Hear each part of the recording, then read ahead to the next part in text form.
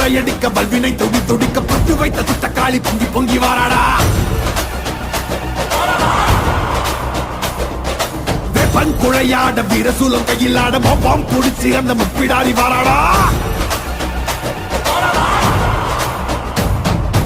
ஆவேசவயங்கரியாங்கார சூரகாளி மண்டையொட்ட செண்டையாக்கி காளி வாராடா. அள்ளி அள்ளி தானம் தந்த அன்னதான பிரபுவுக்கு கொள்ளி வச்ச கையவன கொண்டு போட வாராடா. வெள்ள உள்ள கொண்ட அந்த விந்தன சதறடிச்ச கள்ளமான கொண்டவ கதை முடிக்க வாராடா. உருக்கி கொடையளிச்ச புத்தம உயிர் எடுத்த பாதக இடுப்பொடைக்க பத்திரகாளி வாராடா. வீரமணம் படைச்ச ஏழுகளின் அவன கோரமாக கொன்னவன கொண்டறிட வாராடா. அந்த குணம்